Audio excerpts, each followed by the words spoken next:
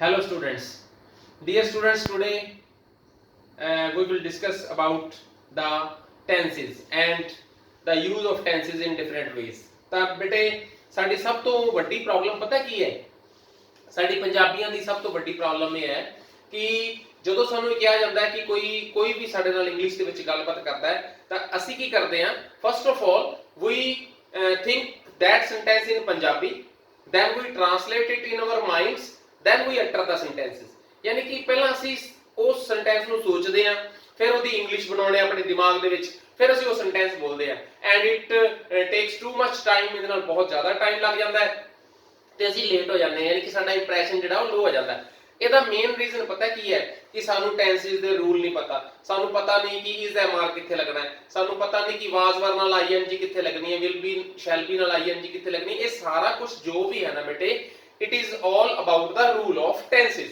ਇਹ ਟੈਂਸਿਸ ਦੇ ਰੂਲ ਹੈ। ਤਾਂ ਬੇਟੇ ਅੱਜ ਆਪਾਂ ਫਸਟ ਲੈਕਚਰ ਲਗਾਉਣ ਲੱਗੇ ਆ। ਆਪਾਂ ਕੀ ਟੱਚ ਕੀ ਕਰਨਾ ਹੈ? ਸਭ ਤੋਂ ਪਹਿਲਾਂ ਅਸੀਂ ਟੈਂਸਿਸ ਕਰਾਂਗੇ, ਟੈਂਸਿਸ ਦੇ ਰੂਲ ਕਰਾਂਗੇ, ਫਿਰ ਇੱਕ ਟੈਂਸ ਨੂੰ ਦੂਸਰੇ ਟੈਂਸ ਦੇ ਵਿੱਚ ਯਾਨੀ ਕਿ ਇੱਕ ਇੱਕ ਕਰਕੇ 12 ਦੇ 12 ਟੈਂਸਿਸ ਨੂੰ ਇੱਕ ਦੂਜੇ ਦੇ ਵਿੱਚ ਚੇਂਜ ਕਰਾਂਗੇ।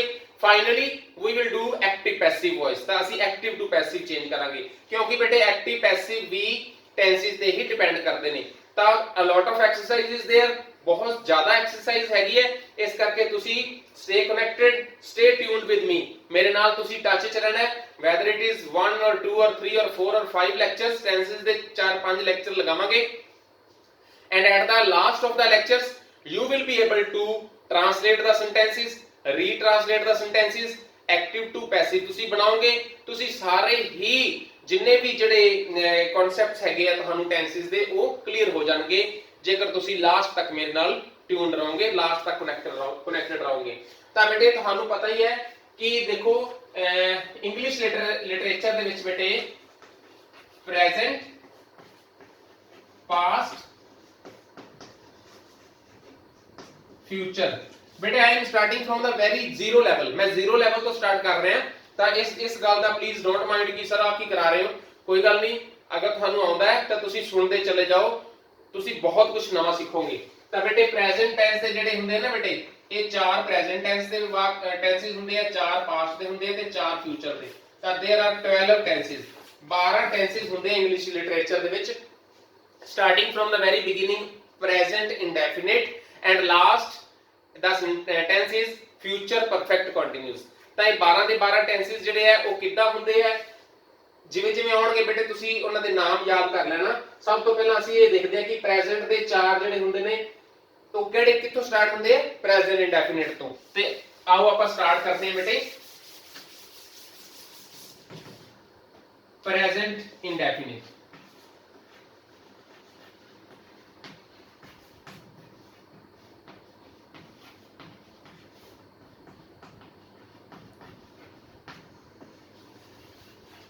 बेटे इंग्लिश प्रोनाउंसिएशन ਦੇ ਵਿੱਚ ਇਟ ਇਜ਼ ਪ੍ਰੈਜ਼ੈਂਟ ਇੰਡੈਫੀਨਾਈਟ, ਪ੍ਰੈਜ਼ੈਂਟ ਇੰਡੈਫੀਨਾਈਟ। ਤਾਂ ਤੁਸੀਂ ਪ੍ਰੈਜ਼ੈਂਟ ਇੰਡੈਫੀਨਾਈਟ ਵੀ ਬੋਲ ਸਕਦੇ ਹੋ, ਪ੍ਰੈਜ਼ੈਂਟ ਇੰਡੈਫੀਨੇਟ ਲਾਈਕ ਪੰਜਾਬੀ, ਤਾਂ ਅਸੀਂ ਇਦਾਂ ਵੀ ਬੋਲ ਸਕਦੇ ਹਾਂ। ਤਾਂ ਆਓ ਆਪਾਂ ਦੇਖਦੇ ਹਾਂ ਕਿ ਪ੍ਰੈਜ਼ੈਂਟ ਇੰਡੈਫੀਨੇਟ ਦੇ ਵਿੱਚ ਬੇਟੇ ਕੀ ਕੀ ਹੁੰਦਾ ਹੈ। ਅੱਜ ਆਪਾਂ ਪ੍ਰੈਜ਼ੈਂਟ ਇੰਡੈਫੀਨੇਟ ਬਾਰੇ ਹੀ ਡਿਸਕਸ ਕਰਾਂਗੇ ਕਿ ਅਸੀਂ ਇਹਦੀ ਟ੍ਰਾਂਸਲੇਸ਼ਨ ਕਿੱਦਾਂ ਕਰਨੀ ਹੈ, ਅਸੀਂ ਰੀਟ੍ਰਾਂਸਲੇਸ਼ਨ ਕਿੱਦਾਂ ਕਰਨੀ ਹੈ, ਇਹਦੇ ਰੂਲਸ ਕੀ ਕਹਿੰਦੇ ਨੇ। ਠੀਕ ਹੈ, ਚਲੋ। ਤਾਂ ਇਹਦੇ ਮੈਂ ਬੇਟੇ ਲਿਖਦਾ, ਇਹਦੇ ਰੂਲ ਕੀ ਹੈ? The sentence will start with the subject, ਉਸ ਤੋਂ ਬਾਅਦ V1 ਆਉਂਦੀ ਹੈ ਬੇਟੇ, ਫਿਰ ਆਬਜੈਕਟ ਆਉਂਦਾ ਹੈ। ਹੁਣ ਬੇਟੇ ਤੁਹਾਡੇ ਮਾਈਂਡ ਦੇ ਵਿੱਚ ਆਉਂਦਾ ਪਿਆ ਹੋਵੇਗਾ ਕਿ ਸਬਜੈਕਟ ਕੀ ਹੁੰਦਾ ਹੈ। ਤਾਂ ਬੇਟੇ ਇਹ ਦਿਮਾਗ ਦੇ ਵਿੱਚ ਗੱਲ ਲੈ ਕੇ ਆਓ। 6ਵੀਂ 7ਵੀਂ 8ਵੀਂ ਦੇ ਬੱਚਿਆਂ ਲਈ ਮੈਂ ਦੱਸ ਰਿਹਾ, ਵੱਡੇ ਬੱਚਿਆਂ ਨੂੰ ਸ਼ਾਇਦ ਨਹੀਂ ਪਤਾ ਹੋਵੇਗਾ ਕਿ ਸਬਜੈਕਟ ਦਾ ਮਤਲਬ ਹੁੰਦਾ ਕਰਤਾ। ਕਰਤਾ ਮੀਨਸ ਕਿ ਇੱਕ ਵਾਕ ਦੇ ਵਿੱਚ ਜੋ ਆਦਮੀ ਕੰਮ ਕਰ ਰਿਹਾ ਹੈ, that is subject। for example Ram school ਜਾਂਦਾ ਹੈ। ਹੁਣ ਕੌਣ ਸਕੂਲ ਜਾਂਦਾ ਹੈ? ਰਾਮ। ਮੇਰੇ ਪਿਤਾ ਜੀ ਅਖਬਾਰ ਪੜ੍ਹਦੇ ਹਨ। ਕੌਣ ਅਖਬਾਰ ਪੜ੍ਹਦੇ ਹਨ? ਮੇਰੇ ਪਿਤਾ ਜੀ। ਮੇਰਾ ਭਰਾ ਸਾਈਕਲ ਚਲਾਉਂਦਾ ਹੈ। ਕੌਣ ਸਾਈਕਲ ਚਲਾਉਂਦਾ ਹੈ? ਮੇਰਾ ਭਰਾ। ਤਾਂ ਇਹਨਾਂ ਵਾਕਾਂ ਦੇ ਵਿੱਚ ਰਾਮ, ਮੇਰੇ ਪਿਤਾ ਜੀ, ਮੇਰਾ ਭਰਾ, ਇਹ ਕੀ ਹੈ? ਸਬਜੈਕਟ। ਤਾਂ ਇੱਕ ਗੱਲ ਬੇਟੇ ਹਮੇਸ਼ਾ ਯਾਦ ਰੱਖਿਆ ਜੇ ਕਿ not in English literature, in any language of the world, no sentence is completed without a subject। exceptions ਹੁੰਦੀਆਂ ਨੇ, ਕਈ ਵਾਰ ਸਬਜੈਕਟ ਤੋਂ ਬਿਨਾਂ ਵੀ ਵਾਕ ਆ ਜਾਂਦਾ ਹੈ, पर almost all the sentences will be completed with the help of the subject। क्योंकि बेटे देखो पानी पींदा है सेंटेंस तो पूरा ही नहीं होया, पता ही नहीं लग्या कि कौन पानी पींदा है। तुसी पूछोगे सर कौन पानी पींदा है, मैं कहूंगा राम पानी पींदा है, फिर मैं कह सकदा श्याम पानी पींदा है, मेरा भरा पानी पी। इस करके सब्जेक्ट जिहड़ा है बहुत जरूरी है। इसे तरीके बेटे एक सेंटेंस दे विच ऑब्जेक्ट भी बहुत जरूरी है। फॉर एग्जांपल मेरा भरा पींदा है, की पींदा है? पानी, शराब, दुध, जूस, सिगरेट। तो ਇਹਦਾ मतलब बेटे ਇਹ वाला ਜਿਹੜਾ ऑब्जेक्ट है इट इज आल्सो मैंडेटरी। ਤਾਂ सब्जेक्ट भी होना जरूरी है, ऑब्जेक्ट भी होना जरूरी है। ਤੇ प्रेजेंट इंडेफिनिट ਦੇ ਵਿੱਚ ਜਿਹੜੀ ਆ ਕੀ ਹੈ, ਇਹ ਹੈ बेटे पहली फॉर्म। ਇੱਥੇ मैं लिखदा देखो पहली फॉर्म। प्रेजेंट इंडेफिनिट ਦੇ ਵਿੱਚ ਫਾਰਮ ਜਿਹੜੀ ਆ ਉਹ ਪਹਿਲੀ ਲੱਗਦੀ ਹੈ। ਹੁਣ बेटे पहली फॉर्म ਹੁਣ ਫਾਰਮਾਂ ਇਹਦੇ ਵਾਸਤੇ ਤੁਹਾਨੂੰ बेटे ਹੋਣੀਆਂ ਬਹੁਤ ਜ਼ਰੂਰੀ ਹੈ। ਤਾਂ पहली form for example help, helped, helped, ਇਹਦੇ ਵਿੱਚ ਪਹਿਲੀ ਫਾਰਮ help ਹੈ। go, went, gone, ਇਹਦੇ ਵਿੱਚ ਪਹਿਲੀ ਫਾਰਮ go ਹੈ। call, called, called, ਪਹਿਲੀ ਫਾਰਮ call ਹੈ। ask, asked, asked, ਪਹਿਲੀ ਫਾਰਮ ask, ਦੂਸਰੀ asked, ਤੀਸਰੀ asked। ਤਾਂ ਇਹ ਪਹਿਲੀ ਫਾਰਮਾਂ, ਇਹ no need to discuss about the forms, ਤੁਹਾਨੂੰ ਪਤਾ ਹੀ ਹੈ ਕਿ V1 ਮਤਲਬ verb ਦੀ ਪਹਿਲੀ ਫਾਰਮ। ਹੁਣ ਬੇਟੇ ਹੁਣ ਇੱਕ ਚੀਜ਼ ਮੈਂ ਇੱਥੇ ਸਟਾਰ ਬਣਾ ਕੇ ਲਿਖਣ ਲੱਗਾ ਬੇਟੇ, ਧਿਆਨ ਦਿਆ ਜੀ। ਸਟਾਰ ਬਣਾ ਕੇ ਮੈਂ ਗੱਲ ਜਿਹੜੀ ਗੱਲ ਵੀ ਮੈਂ ਤੁਹਾਨੂੰ ਸਟਾਰ ਬਣਾ ਕੇ ਲਿਖਾਂ ਉਹਦਾ ਮਤਲਬ ਇਹ ਹੈ ਕਿ ਉਹ ਬਹੁਤ ਜ਼ਿਆਦਾ ਇੰਪੋਰਟੈਂਟ ਹੈ। ਤੁਸੀਂ ਉਸ ਚੀਜ਼ ਦੀ ਬੜੀ ਜ਼ਿਆਦਾ ਬੜੇ ਧਿਆਨ ਨਾਲ ਸੁਣਨੀ ਹੈ ਤੇ ਬੜੇ while making the sentences, while making, while translation, while retranslation ਤੁਸੀਂ ਇਹਦਾ ਬੜਾ ਸਹੀ ਤਰੀਕੇ ਨਾਲ ਧਿਆਨ ਰੱਖਣਾ ਹੈ। ਓਕੇ, ਇੱਥੇ ਮੈਂ ਲਿਖਦਾ ਬੇਟੇ when the subject is singular then you will add s or es with v1। okay, when the subject is singular, ਜਦੋਂ ਸਾਡਾ ਇਹ ਵਾਲਾ ਸਬਜੈਕਟ ਹੈ ਜਿਹੜਾ ਇਹ ਵਾਲਾ ਸਬਜੈਕਟ ਉਹ ਸਿੰਗੂਲਰ ਹੈ ਭਾਵ ਇੱਕ ਵਚਨ ਹੈ ਤਾਂ then you will add s or es with v1। ਤਾਂ ਤੁਸੀਂ ਇਸ v1 ਦੇ ਨਾਲ s ਜਾਂ es ਲਗਾਉਣੀ ਹੈ। ਬਹੁਤ ਇੰਪੋਰਟੈਂਟ ਬੇਟੇ ਇਹ ਵਾਲਾ ਕਨਸੈਪਟ ਹੈ ਪ੍ਰੈਜ਼ੈਂਟ ਇੰਡੈਫੀਨਿਟ ਦਾ ਕਿ ਜਦੋਂ ਸਾਡਾ ਸਬਜੈਕਟ ਸਿੰਗੂਲਰ ਹੈ ਤੁਸੀਂ ਇਸ v1 ਦੇ ਨਾਲ s ਜਾਂ es ਲਗਾ ਦੇਣੀ ਹੈ। ਸਿੰਗੂਲਰ ਕੀ ਹੁੰਦਾ ਬੇਟੇ? राम एक जना, Ram, Shyam, my brother, my sister, my teacher, the boy, the girl, he, she, Sunita, Gita, Ramesh, Mohan, ये सारे एक वचन ने भाव कि एक वचन। ते प्लूरल की हुंदा बेटे? we असी, they ओ ज्यादा जने, you मतलब तुसी ज्यादा जने, boys, girls, teachers, friends and shopkeepers, helpers, soldiers, these are the plurals ਜਿਹੜੇ nouns। ਤਾਂ plural nouns ਦੇ ਨਾਲ ਬੇਟੇ ਕੱਲੀ v1 ਲਗਾਣੀ ਹੈ। singular noun ਦੇ ਨਾਲ ਤੁਸੀਂ ਕੀ ਕਰਨਾ ਹੈ? ਇਹਦੇ ਨਾਲ s ਜਾਂ es ਲਗਾ ਦੇਣੀ ਹੈ। ਹੁਣ ਬੇਟੇ ਤੁਹਾਡੇ ਦਿਮਾਗ ਦੇ ਵਿੱਚ ਕੁਐਸਚਨ ਆਉਂਦਾ ਪਿਆ ਹੋਵੇਗਾ ਕਿ ਸਰ ਆਹ ਨੋਟ ਕਰ ਲਿਆ ਕਿ when the subject is singular then you will add s or es with v1। okay, ਹੁਣ s or es the concept ਬੇਟੇ ਮੈਂ ਤੁਹਾਨੂੰ ਕਲੀਅਰ ਕਰਵਾ ਦਿੰਦਾ। s or es the concept ਬੇਟੇ ਕਲੀਅਰ ਕਰਵਾ ਦਿੰਦਾ ਮੈਂ।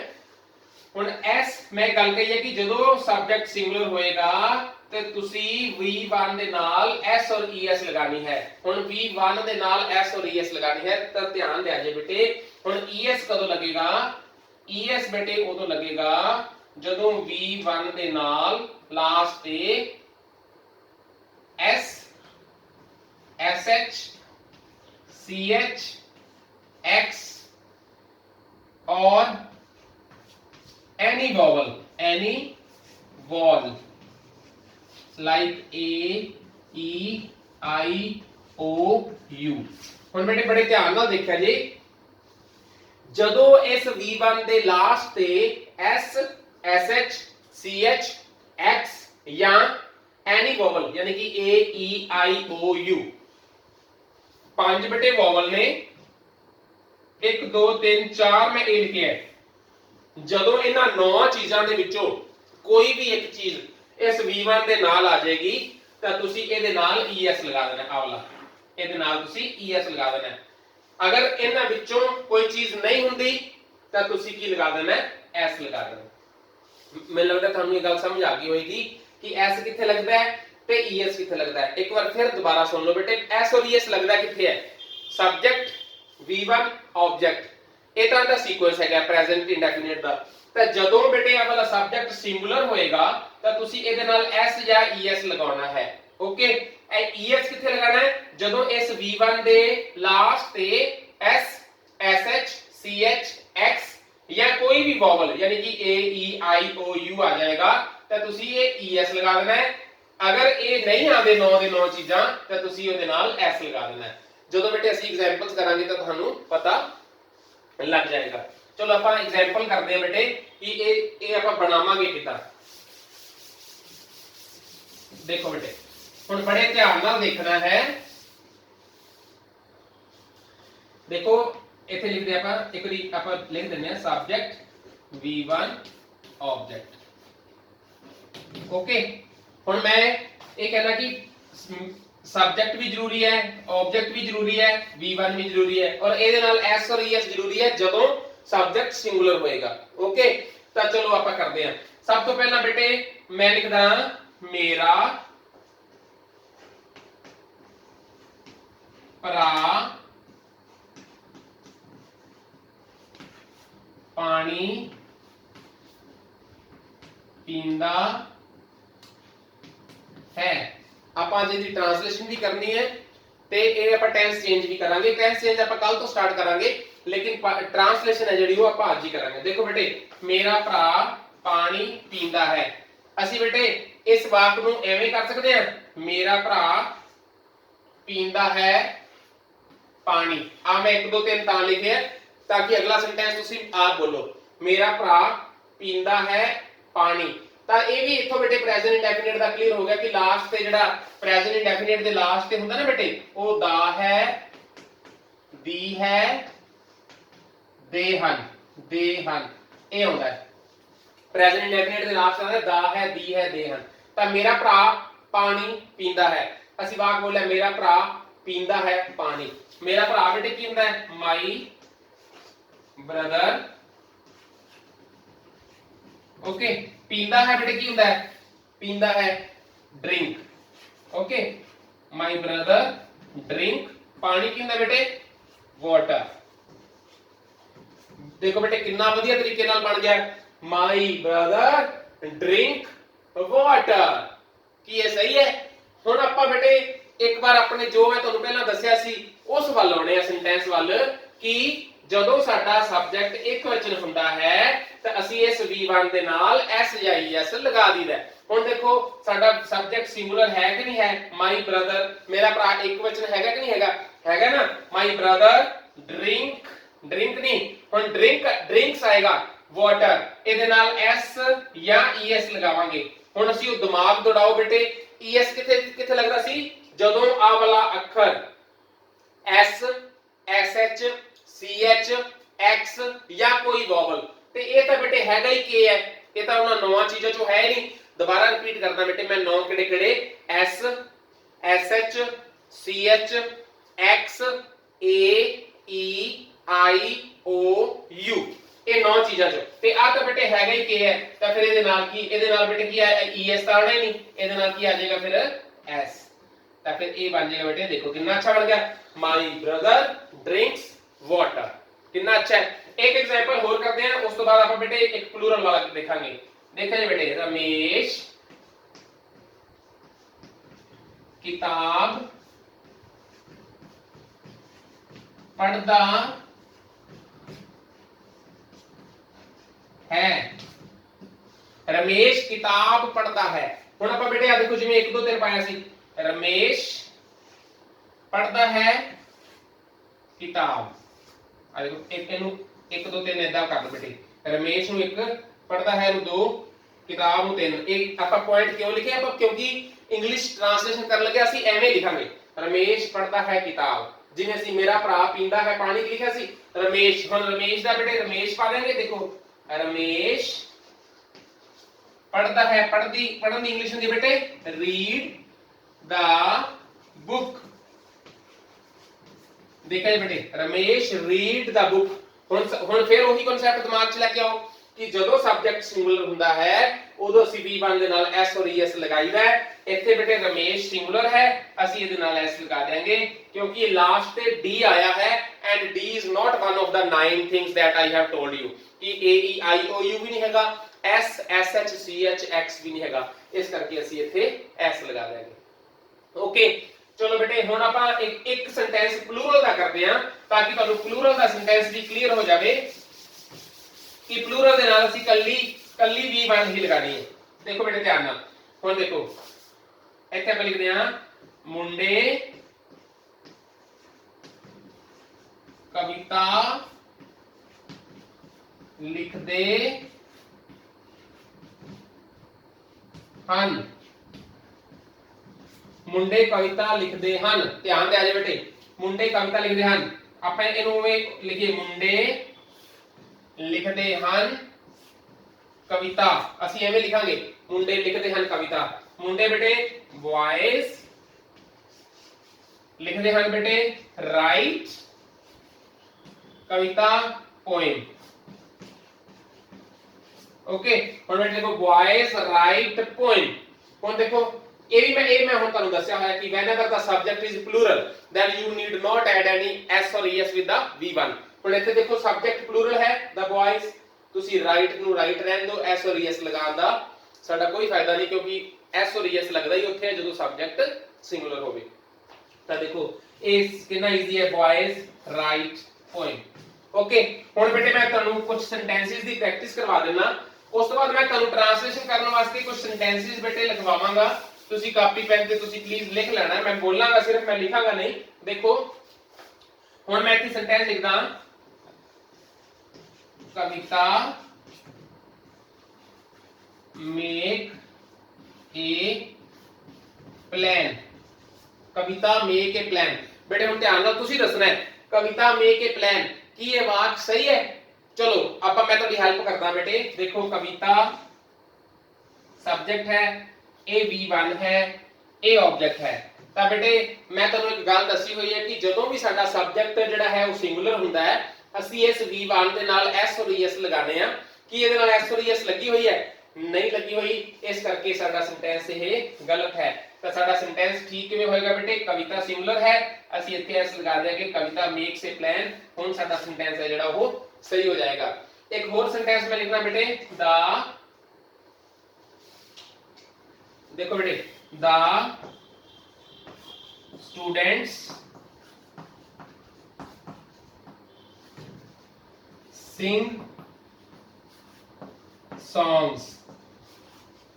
ਤਾਂ देखो बेटे the students sing songs।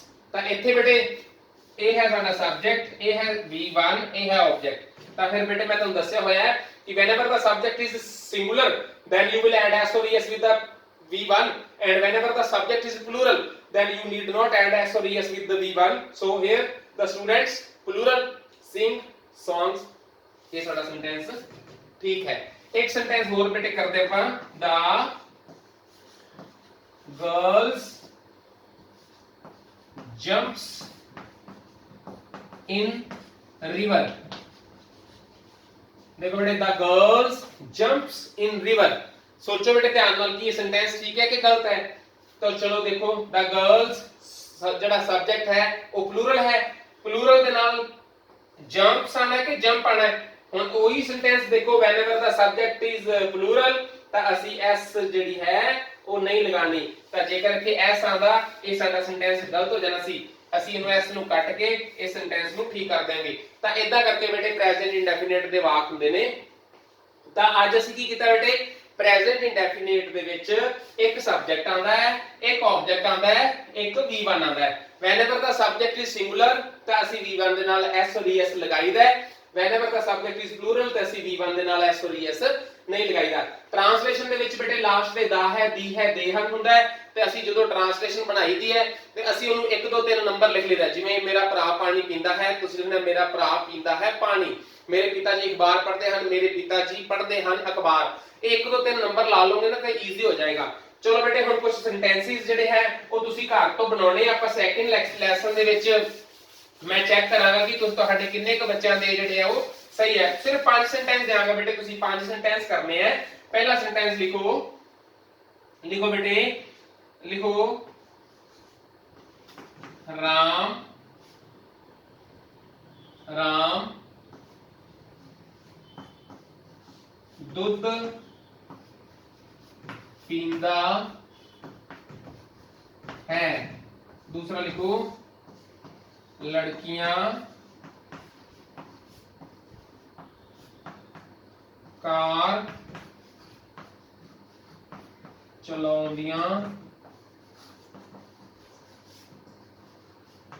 हन। तीसरा लिखो बेटे मेरी भैन, मेरी भैन अखबार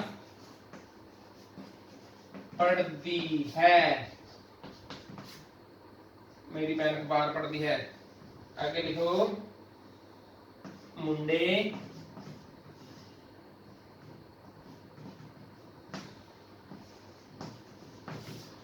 कवितावां लिखते हन। आगे लिखो सुरेश पाठ याद करता है। ਤਾਂ ਇਹ 5 ਸੈਂਟੈਂਸ ਬੇਟੇ ਤੁਸੀਂ ਘਰ ਤੋਂ ਕਰਕੇ ਲੈਕ ਕਰਨੇ ਆ। ਅਗਲੇ ਲੈਸਨ ਦੇ ਵਿੱਚ ਆਪਾਂ ਜਿਹੜੇ ਹੈ ਵਾਲੇ ਵਾਕ ਜਿਹੜੇ ਮੈਂ ਤੁਹਾਨੂੰ ਚੈੱਕ ਕਰਵਾਵਾਂਗਾ ਕਿ ਇਹ ਵਾਕ ਤੁਸੀਂ ਸਹੀ ਕੀਤੇ ਹੈ ਕਿ ਨਹੀਂ ਕੀਤੇ। ਤਾਂ ਅੱਜ ਬੇਟੇ ਅਸੀਂ ਪ੍ਰੈਜ਼ੈਂਟ ਇੰਡੈਫੀਨਿਟ ਕੀਤਾ ਹੈ। ਅਗਲੇ ਲੈਸਨ ਦੇ ਵਿੱਚ ਅਸੀਂ ਪਾਸਟ ਇੰਡੈਫੀਨਿਟ ਕਰਾਂਗੇ। ਤਾਂ ਜਿਹੜੇ ਬੱਚੇ ਲਾਸਟ ਮੂਮੈਂਟ ਤੱਕ ਮੇਰੇ ਨਾਲ ਕਨੈਕਟਡ ਰਹਿਣਗੇ, ਹਰ ਰੋਜ਼ ਲੈਸਨ ਲਗਾਉਣਗੇ, ਉਹ 12 ਦੇ 12 ਟੈਂਸਿਸ ਤੱਕ ਕਰਨਗੇ। ਉਹਨਾਂ ਦੀ ਟ੍ਰਾਂਸਲੇਸ਼ਨ ਦੀ ਪ੍ਰੋਬਲਮ, ਰੀਟ੍ਰਾਂਸਲੇਸ਼ਨ ਦੀ ਪ੍ਰੋਬਲਮ, ਐਕਟਿਵ ਪੈਸਿਵ ਵੌਇਸ ਦੀ ਪ੍ਰੋਬਲਮ ਜਿਹੜੀ ਹੈ ਸਾਰੀ ਸੌਰਟ ਆਊਟ ਹੋ ਜਾਏਗੀ। ਮੈਨੂੰ ਲੱਗਦਾ ਹੈ ਕਿ ਤੁਹਾਨੂੰ ਅੱਜ ਵਾਲਾ ਲੈਸਨ ਜਿਹੜਾ ਹੈ ਉਹ ਅੱਛਾ ਲੱਗਿਆ ਹੋਵੇਗਾ। ਅਗਰ ਅੱਛਾ ਲੱਗਿਆ ਹੋਵੇਗਾ ਤਾਂ ਬੇਟੇ ਤੁਸੀਂ ਇਸ ਲੈਸਨ ਨੂੰ ਲਾਈਕ ਜ਼ਰੂਰ ਕਰਨਾ ਹੈ, ਤਾਂ ਵੱਧ ਤੋਂ ਵੱਧ ਸ਼ੇਅਰ ਵੀ ਕਰਨਾ ਹੈ ਤਾਂ ਕਿ ਵੱਧ ਤੋਂ ਵੱਧ ਜਿਹੜੇ ਸਟੂਡੈਂਟਸ ਉਹ ਬੈਨੀਫਿਟ ਲੈ ਸਕਣ। ਪ੍ਰੈਜ਼ੈਂਟ ਇੰਡੈਫੀਨਿਟ ਅਸੀਂ ਅੱਜ ਕੀਤਾ ਹੈ, ਪਾਸਟ ਇੰਡੈਫੀਨਿਟ ਅਸੀਂ ਕੱਲ ਕਰਾਂਗੇ। ਹੌਲੀ ਹੌਲੀ ਬੇਟੇ ਆਪਣੀ ਸਪੀਡ ਵੱਧ ਜਾਏਗੀ। ਅੱਜ ਪਹਿਲਾ ਲੈਸਨ ਸੀ ਟੈਂਸਿਸ ਦੀ ਨੌਲੇਜ, ਫਸਟ ਟਾਈਮ ਮੈਂ ਤੁਹਾਨੂੰ ਦੇ ਰਿਹਾ ਸੀ, ਇਸ ਕਰਕੇ ਥੋੜਾ ਟਾਈਮ ਜ਼ਿਆਦਾ ਕੰਜ਼ਿਊਮ ਹੋ ਗਿਆ। ਆਪਾਂ ਕੱਲ ਤੋਂ ਜਿਹੜਾ ਹੈ ਹੋ ਸਕਦਾ ਹੈ ਕੱਲ 2 ਟੈਂਸਿਸ ਕਰੀਏ। ਤਾਂ ਸਟੇ ਹੈਪੀ, ਸਟੇ ਟਿਊਨਡ। ਤਾਂ ਸਾਰੇ ਬੱਚਿਆਂ ਨੇ ਇਹ ਵਾਲੇ 5 ਸੈਂਟੈਂਸਿਸ ਕਰਨੇ ਆਪਾਂ ਕੱਲ ਇੱਥੋਂ ਡਿਸਕਸ ਕਰਕੇ ਫਰਦਰ ਆਪਾਂ ਸ਼ੁਰੂ ਕਰਾਂਗੇ। Thank you very much.